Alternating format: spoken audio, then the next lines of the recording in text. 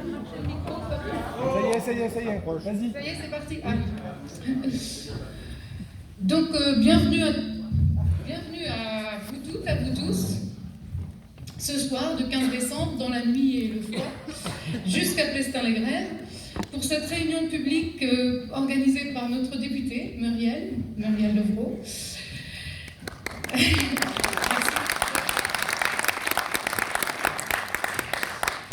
Donc, merci à Monsieur Geffroy, le maire de Plestin, de nous accueillir dans cette salle. Et moi, c'est au nom du groupe d'action de la France Insoumise de Plestin-Clouaret que je vous accueille ce soir.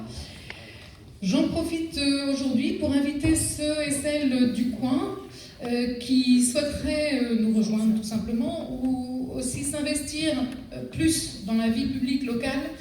On organise des journées de formation, de réflexion aux enjeux municipaux en préparation des municipales de 2026, un dimanche par trimestre. Donc si vous voulez, après la réunion, on peut parler de ça. Et pour faire le lien maintenant avec le thème de ce soir, je voulais vous citer un message reçu cette semaine de la part d'une infirmière qui exerce par ici, dans le Trégor, une infirmière en santé mentale.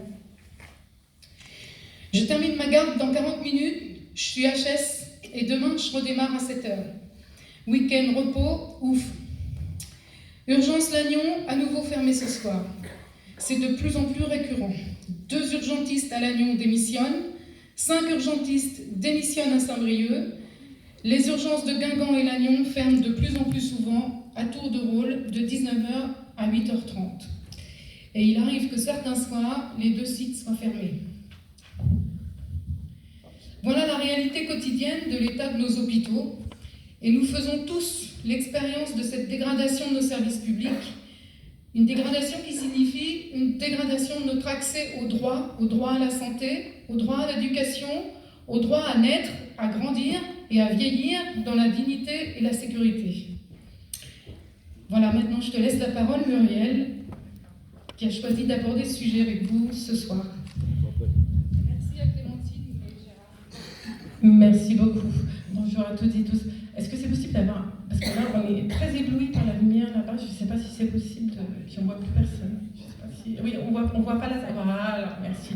C'est plus agréable de voir la salle. Bien, bonsoir à toutes et tous. Donc, moi aussi, je tiens à remercier déjà les insoumis de Clouaret et de Plestin pour leur contribution à cette soirée. Merci au maire de Plestin-les-Grèves qui nous prête gracieusement cette salle. Alors il s'excuse de ne pas être là ce soir, mais je sais qu'il est très bien représenté. Madame Lecor est dans la salle, je crois. Donc merci pour cette salle. Et merci à vous tous d'être ici, d'avoir fait le déplacement pour cette table ronde consacrée aux services publics. Alors, services publics menacés d'extinction en raison d'un acharnement des chasseurs de dépenses publiques qui préfèrent voir l'argent ainsi capturé dans les poches des actionnaires plutôt que dans les écoles et les hôpitaux. Ces disparitions sont programmées depuis des années selon un plan de lutte contre les nuisibles savamment orchestré. Je parle naturellement du plan de lutte contre les fonctionnaires, ces feignants qui ruinent la France. Vous savez, ces personnes qui travaillent bêtement pour l'intérêt général, sans souci d'aucune rentabilité pécuniaire. Car les dégâts qu'ils causent sur le territoire sont considérables. Vous avez tous pu constater un jour leurs méfaits. Quand ils nous soignent, nous éduquent, nous transportent, nous aident, c'est une calamité. Et parce que le chasseur n'a pas su préserver sa ressource, nous en sommes à une quasi-extinction de l'espèce. Plus de soignants, plus d'enseignants, plus de greffiers, plus de postiers. Une maternité sur 2 et un bureau de poste sur 2 ont fermé depuis 20 ans. Une école ferme chaque jour depuis 10 ans. Sur la circonscription, 10 classes ont fermé cette année et le collège de Corlay est menacé de fermeture à la rentrée prochaine. La maternité de Guingamp, évidemment, est menacée de fermeture et les services des urgences sont régulièrement régulés. Alors régulés, ça veut dire provisoirement fermé, c'est le nouveau mot, c'est de la nouvelle langue. Régulé, on dit, mais en fait, c'est provisoirement fermé. Ce qui entraîne d'ailleurs des engorgements dans les services d'urgence des autres hôpitaux. Donc là, c'est l'hôpital de Paimpol qui alertait le mois dernier sur le fait que quand Guingamp et Lannion est fermé, voilà, il y a une surcharge sur l'hôpital de Paimpol. Alors plus de soignants, plus d'enseignants, plus de greffiers, plus de postiers, plus d'humains dans tous les services publics, parce que vive le numérique. Qui n'a pas essayé pendant des heures de contacter la CAF pour les allocations logement ou les allocations familiales, la préfecture pour un permis ou une carte d'identité? Mais enfin, madame, il suffit d'aller sur le site et de faire les démarches vous-même. Hein, c'est simple. Ça, c'est bien le propre du capitalisme. Hein, c'est-à-dire que le travail est fait gratuitement par l'usager. C'est tout bénef. Car depuis près de 30 ans, la modernisation du service public est la béquille des politiques néolibérales de destruction des services publics, qui se parent des atours de la dématérialisation et du numérique pour défendre l'amélioration et l'efficacité des services. Mais la numérisation des services publics conduit à des ruptures d'accès aux droits. Déjà parce qu'il y a encore trop de zones blanches, hein, je pense que vous le savez tous ici, enfin, il y en a quand même encore un peu partout, mais aussi parce que tout le monde n'a pas la même dextérité avec un ordinateur, parce qu'il faut se fournir le matériel, il faut pouvoir se payer les forfaits, ça c'est un vrai budget pour les familles. Alors à ce sujet, le 30 novembre dernier, lors de notre journée de niche parlementaire, nous avons reporté le vote de notre proposition de loi qui était portée par Daniel Obono et qui visait à ce qu'aucune démarche administrative ne soit accessible uniquement par voie dématérialisée. Donc c'est pour rétablir l'accès aux droits que nous avons déposé cette proposition de loi. Ça c'est une vraie victoire, parce qu'on remet de l'humain dans les services publics. Alors, comment répondre à cette désertification des services publics? Par toujours plus d'austérité, comme l'impose le gouvernement en ce moment, à coup de 49.3 sur le projet de loi de finances, le projet de loi de finances de la sécurité sociale. Parce que là, on est quand même au 21e, on va encore avoir 2 49.3 la semaine prochaine. Enfin, vous voyez, ça n'arrête pas. Par cette politique qui n'envisage les services publics à travers le prisme des réductions de dépenses publiques avec son lot de ratio, de T2A, etc. À nous, il nous semble plus logique de partir des besoins et de mettre en place les moyens pour répondre à ces besoins. C'est notamment ce qu'avait fait le Conseil national de la résistance en 1945, et ça a abouti à la création de la sécurité sociale quand même. Excusez du peu. Mais bon, je laisse Gérard en parler tout à l'heure, donc je passe à autre chose. Mais ce qui m'a frappé, c'est que je suis allée en Ukraine en septembre dernier, et nous avons rencontré l'ONG Acted.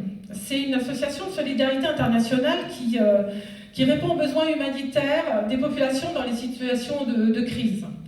Et donc attention, c'est une ONG qui est financée par BNP Paribas, c'est pas des gauchistes. Hein.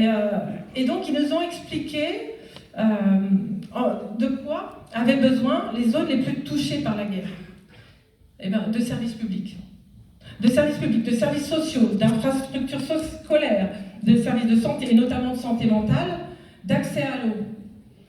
Et cette ONG est en train de nous dire à nous, donc j'étais avec une délégation de députés de tous bords, pas mal de libéraux quand même, et cette ONG, elle est en train de nous dire que ce dont un pays a besoin, un pays en difficulté, mais un pays à la base, ce sont des services publics, pour que toute la population puisse en bénéficier.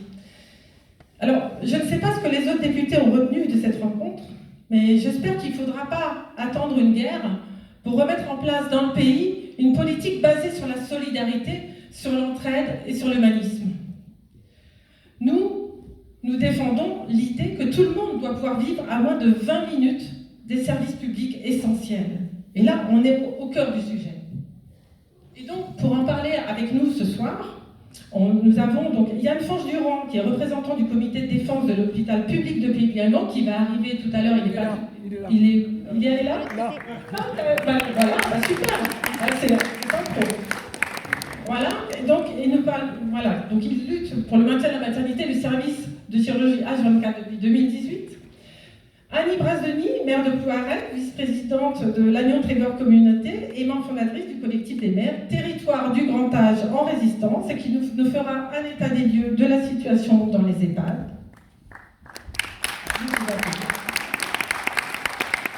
Yves Jacques, parent d'élève de l'école de Plufur, qui témoignera du combat mené dans sa commune suite à l'annonce de fermeture des 45 classes l'année dernière sur tout le département. 45 classes ont été projetées de fermeture. Gérard petit loge qui regroupe tant de combats lui tout seul. Il évoquera avec nous l'importance de notre système de santé et notamment de la sécurité sociale.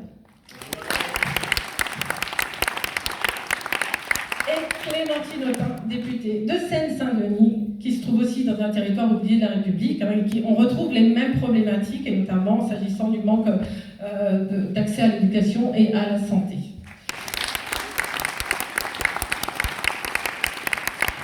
Alors, je donne juste quelques chiffres avant de commencer. Aujourd'hui, les personnes âgées de plus de 60 ans sont au nombre de 15 millions. En 2060, elles seront près de 24 millions. Donc on doit se préparer. En 2022, 87% des EHPAD publics étaient en déficit, selon une enquête de la Fédération hospitalière, et la situation ne s'est pas améliorée en 2023 pour plusieurs raisons. Peut-être tu nous en parleras, Annie, mais d'abord, les primes grand âge et Ségur qui ont été accordées aux salariés des EHPAD, mais qui n'ont pas été financées complètement par l'État, donc ça pèse sur les finances des établissements. Et ensuite, il y a bien sûr la hausse des prix de l'énergie, des produits alimentaires liés à l'inflation. Et donc, on se rend bien compte que la situation est devenue intenable pour les directeurs d'EHPAD. Donc toi, Annie, quelles sont les difficultés rencontrées à Plouaret et pourquoi avoir créé ce collectif des maires et qu'est-ce que vous demandez en fait? Bonsoir à tous. Merci Muriel de nous avoir invités. Merci. Bonsoir Clémentine. Je suis ravie de voir Clémentine en vrai. Parce que, en fait, j'ai écouté avec grand plaisir une émission récente sur France Inter et c'était vraiment très très chouette. Merci beaucoup d'être venu dans notre Trégor. Alors, bonsoir Gérard, bonsoir à vous deux qui êtes plus près de Plouaret. Alors, bon, merci d'avoir invité le collectif des maires bretons qui sont entrés en résistance pour les territoires du grand âge. Au début, on s'appelait juste des maires en résistance pour les EHPAD publics. Mais vous allez voir au fur et à mesure de notre combat, on se rend compte que les EHPAD publics ont des soucis, mais on n'est pas tout seul. Et du coup, on est rentré en résistance pour des territoires du grand âge.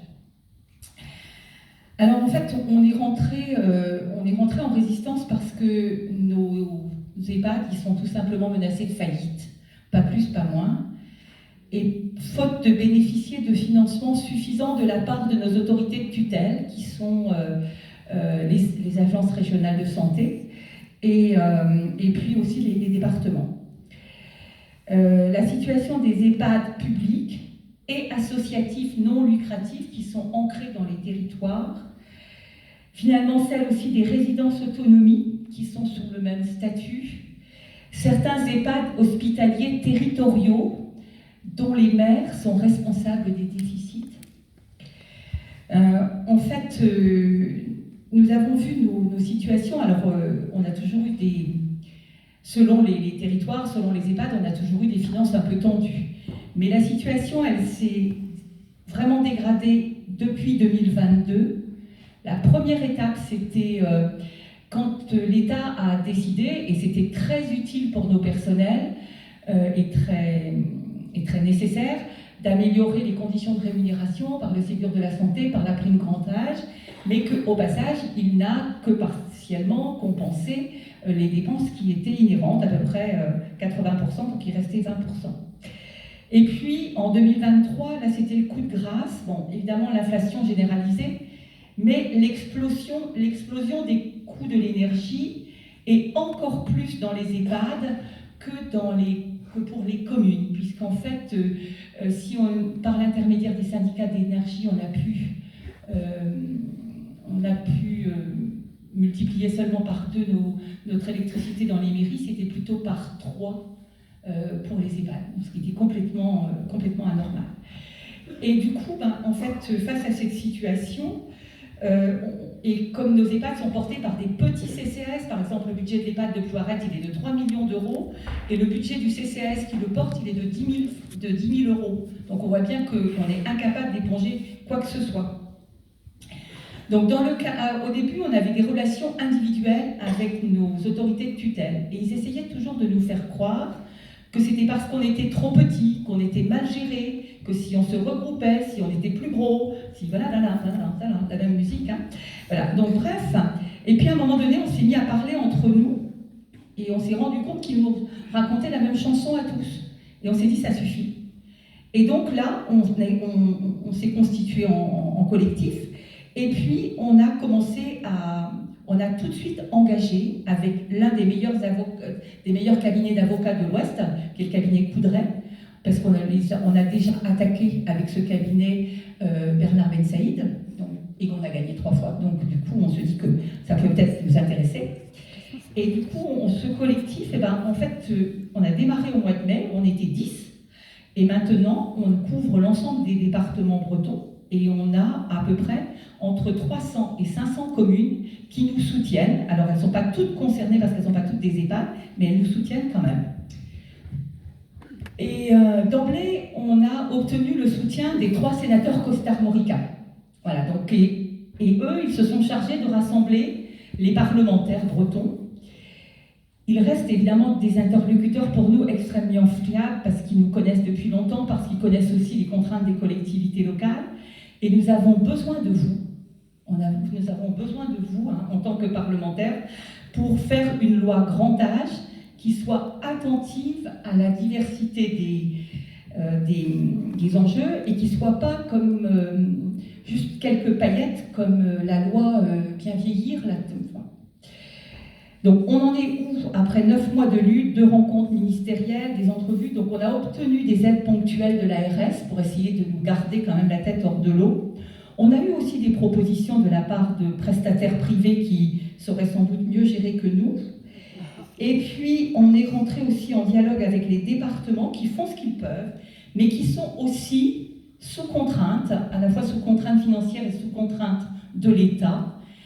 Et pour qu'ils aient eux-mêmes des aides, ils ont l'obligation de nous demander d'augmenter nos tarifs de façon très significative, jusqu'à 10% par exemple, pour un collègue du Morbihan, en lui disant vous avez 400 000 € de déficit, on vous donne 300 000, mais vous devez augmenter les tarifs pour les résidents de 10%, donc ça fait 200 € de plus par mois. Donc c'est pas si simple.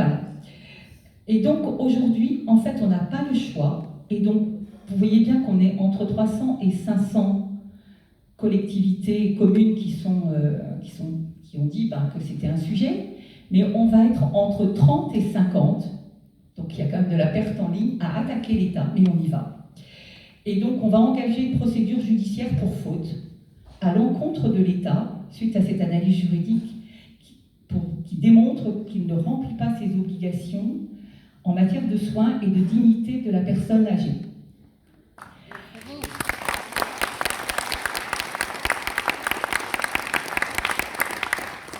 Vous mesurez bien que c'est un combat qu'on doit mener, voilà, parce qu'on n'a pas le choix, mais ce n'est pas un combat qu'on choisit de mener. C'est-à-dire qu'en fait, on est contraint de le mener parce qu'à la fois on croit au service public et parce que juste on a la responsabilité d'un collectif de personnes âgées qui vivent dans nos EHPAD, d'un collectif de salariés qui sont sous notre responsabilité et que si on ne fait rien, eh bien on est mort. Voilà, donc c'est juste ça.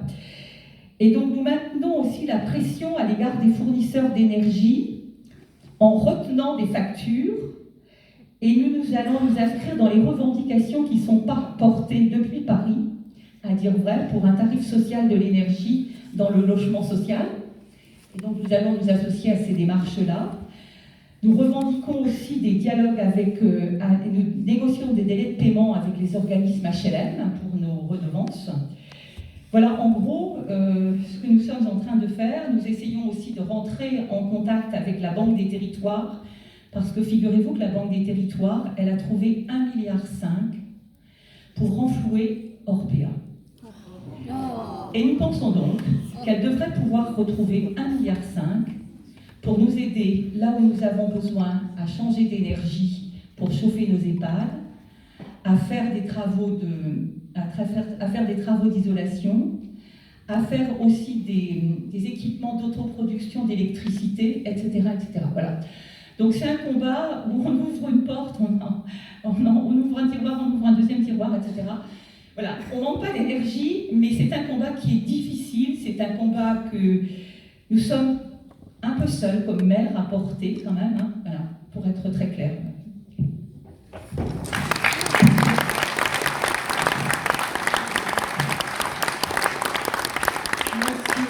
Étienne. Alors c'est vrai qu'on a un mauvais signal, c'est quand on a vu que Julia Clavel, qui est la conseillère PME de Macron, est partie justement chez Orpea. Voilà, ça donne un peu la tendance. Et c'est vrai que la Première ministre a annoncé le 22 novembre dernier une loi de programmation au grand âge, mais bon, comme tu dis, c'est un peu l'arlésienne, hein, et à chaque fois c'est repoussé, et pour l'instant on n'obtient rien. C'est vrai que c'est un vrai combat, sachant qu'en plus c'est anticipable, parce qu'on sait le nombre en plus de personnes âgées qui augmente, enfin, on a les chiffres, donc encore une fois, il faut partir des besoins pour adapter les moyens, et non pas une logique comptable qui va dans le sens inverse.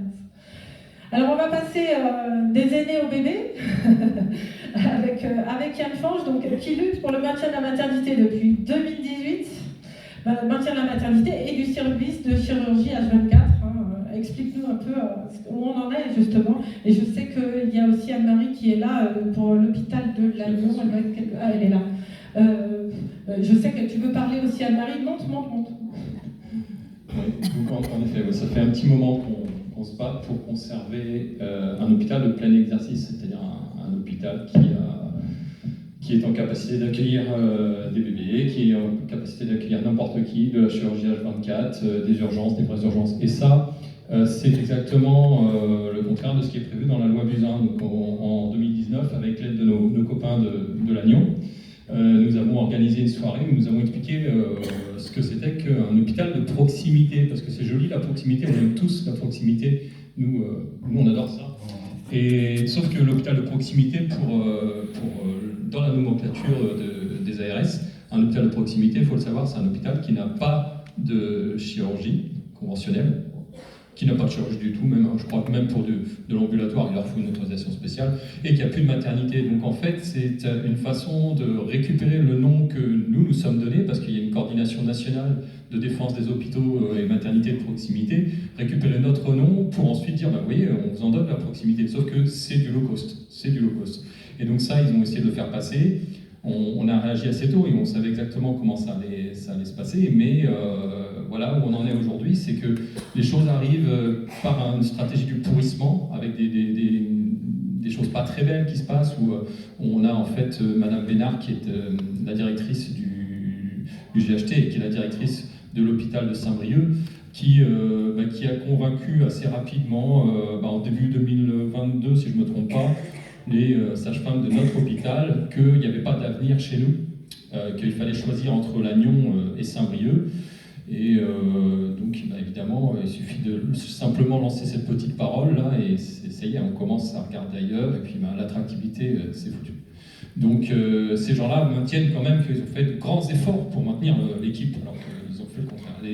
Les actes sont connus. Voilà. Donc aujourd'hui, on en est depuis le mois d'avril à une suspension des accouchements. Ils appellent ça une suspension, nous on va être très clair, c'est une fermeture.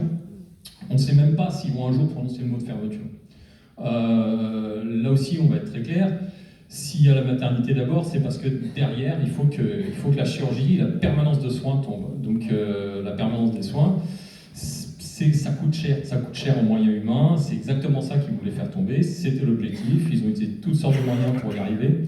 Et donc là, nous, on est. Alors, je suis content. J'ai écouté avec beaucoup d'attention ce que disait Annie, parce que de voir des mères qui sont en lutte, je peux te dire que ça fait du bien. Parce que par chez nous, comment dire, on a dû s'inviter mardi dernier là, à GPA, au conseil d'agglomération, parce qu'on avait quand même 2-3 choses à dire. Et on a l'impression qu'ils sont victimes du syndrome de Stockholm, quoi. Il y a un truc qui ne va pas. Ils sont en colère, ça fait 2 ans qu'ils sont en colère. Donc il y a 2 ans, ils ont compris enfin que l'ARS se moquait de nous et tout. Et puis ils sont en colère, mais ils n'ont jamais fait de politique. Ils n'ont même pas pensé à être combatifs. Et ils nous disent maintenant, ouais, mais ils sont dans la co-construction avec l'ARS. Et là, on se dit, mais attends, vous êtes en colère contre eux et vous êtes en train de co-construire avec eux, mais à un moment, il y a quelque chose qui n'est pas cohérent quand même. Donc de la co-construction, il ne faut surtout pas être dans la radicalité. Et donc moi, quand j'ai entendu parler de ce qui se passait autour des EHPAD, je me suis dit, mais c'est ça qu'il faut faire. Un collectif, moi je rêve d'un collectif qui se monte et qui va au-delà de nos frontières. Parce que je les ai interpellés encore mardi soir. Là, et, enfin, on a voulu, parce qu'on travaille, collectif citoyen, oui, mais on travaille en lien avec les syndicats et avec les soignants parce qu'il faut absolument qu'on communique, et c'est un peu ça qui a fait notre force jusque-là. Et donc, quand les soignantes se sont exprimées, on a eu des réponses, même plus en langue de bois, mais en langue de coton, vous savez, on est tous d'accord en fait. Ils vous sortent des mots, là, on est tous d'accord. Voilà. Puis à la fin, il ne s'est rien passé, quoi. Donc, au-delà de ça, quand ils ont eu fini de sortir ces belles paroles, je n'ai pas pu m'empêcher de leur dire, mais quand est-ce que vous faites de la politique ? Quand est-ce qu'ils se plaignaient d'être seuls, les élus, là, pour défendre notre hôpital de plein exercice ? Mais je leur ai dit, mais à quel moment vous avez pris contact avec la centaine de territoires en France qui est en train de vivre la même chose ? Non, ils l'ont pas fait, quoi. C'est ballot, comme enfin, je sais pas, ils n'ont pas de 0,6, je sais pas, il y a un truc qui ne va pas, ça m'échappe. Et donc de voir qu'il y a des collectifs qui se montent là, sur la question des EHPAD, je trouve ça très encourageant, et je crois qu'ils n'ont plus qu'à imiter ce mouvement-là et à y aller pour de vrai, parce que là, ça m'échappe, je ne comprends pas. Donc on est à ce stade-là, la stratégie du pansement a été très efficace malheureusement, et à part une solution politique, c'est-à-dire vraiment de dire les choses, de ramener les gens aussi à l'hôpital public, parce que la loi Rist, parce que la loi Rist a provoqué la catastrophe de cet été. Et donc je laisserai parler Anne-Marie sur ce sujet aussi, mais la loi Rist qui peut paraître être une bonne chose, parce qu'il y a eu des rémunérations scandaleuses et tout ça, ok, sauf que c'est pas le moment, c'est pas ça. Et elle n'est pas utilisée pour ça, elle est utilisée pour dézinguer tous nos petits hôpitaux, parce qu'ils dépendent des intérimaires. Donc faire le choix d'entrer pour de faux en guerre avec les intérimaires cette année, c'était faire le choix en fait de dézinguer nos hôpitaux. Et ça a très très bien marché. Donc je vais passer la parole à Anne-Marie parce qu'elle est lagnonnaise et que ça vous concerne aussi un petit peu quand même par ici. Et qu'il y a du côté des collectifs citoyens, en fait, du fait de notre indépendance aussi, on se procure les textes, on se les passe, on les étudie, on se dit « t'as compris la même chose ?» Ouais, d'accord. Ça sent pas bon ? Ouais, d'accord. Faut qu'on les interpelle ? Ouais. Donc on tombe assez rapidement d'accord avec Anne-Marie. Et c'est pas parce qu'on est deux Durand, on n'a pas de lien de famille. Je te donne.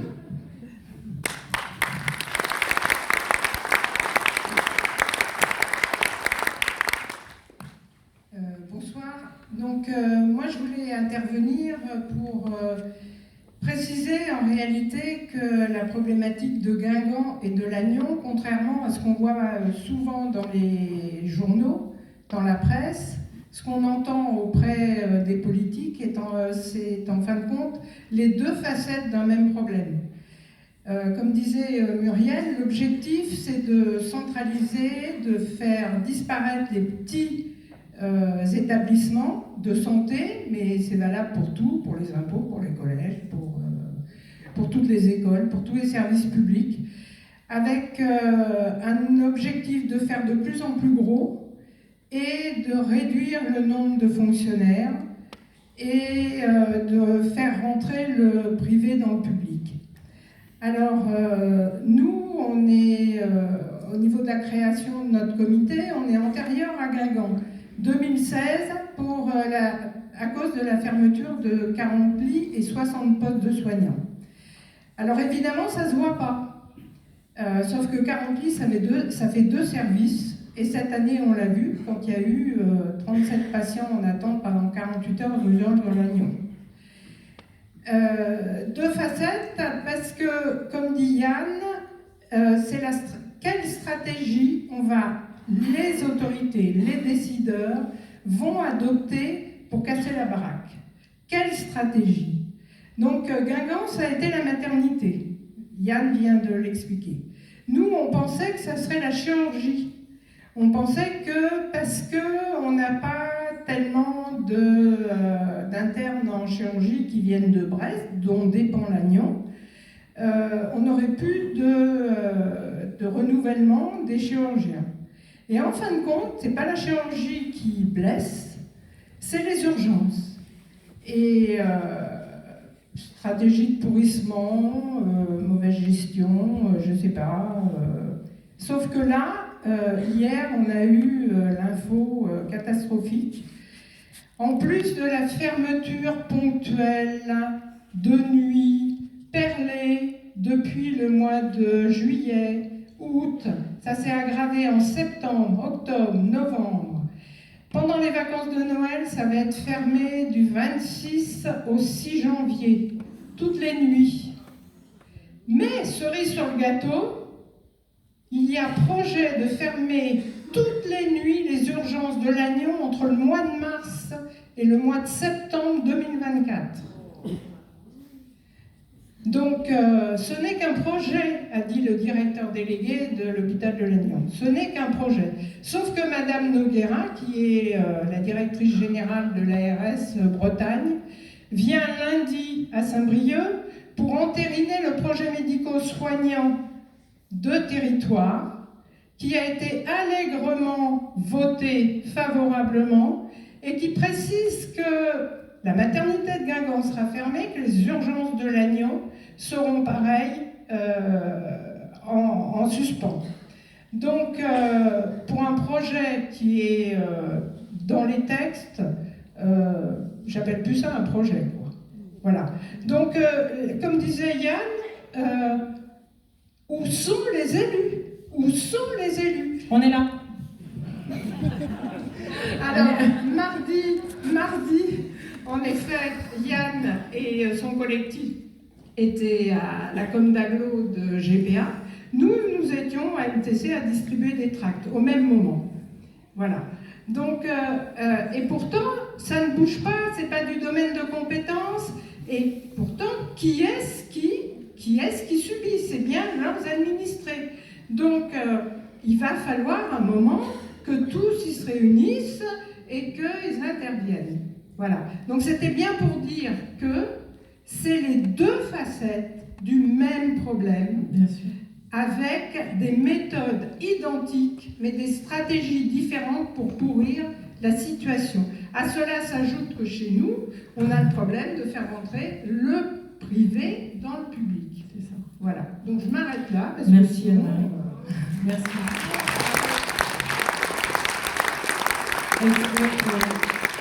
Et c'est vrai que, alors tu te posais la question de savoir si c'était une mauvaise gestion, pas du tout. Hein. C'est un plan bien ficelé, ils savent très bien ce qu'ils font, ils sont très compétents. Le but c'est de favoriser le privé, hein, tout simplement. Donc c'est vraiment pas de la mauvaise gestion, c'est un projet bien ficelé. Gérard, ça va être à toi justement. Je pense que le budget de la Sécu est assez considérable. Je pense qu'il y a des prédateurs qui voudraient bien s'en emparer. Dis-nous un peu ce que tu en penses et je pense que tu vas nous faire un petit historique, je sais pas. Je sais pas encore comment je vais entrer dans mon sujet. Je voulais dire que j'étais moi aussi un fonctionnaire d'un service public, présenté généralement comme un petit service public, c'est celui du contrôle de l'inspection du travail. J'ai été 30 ans inspecteur du travail et ça consistait à vérifier que les salariés étaient bien traités. Hein, c'est la Convention 81 de l'OIT. Nous sommes là pour alerter les gouvernements en place du sort qui est fait aux salariés. Et ils oublient souvent notre indépendance, et ils oublient souvent notre rôle, mais entre autres vérifier les institutions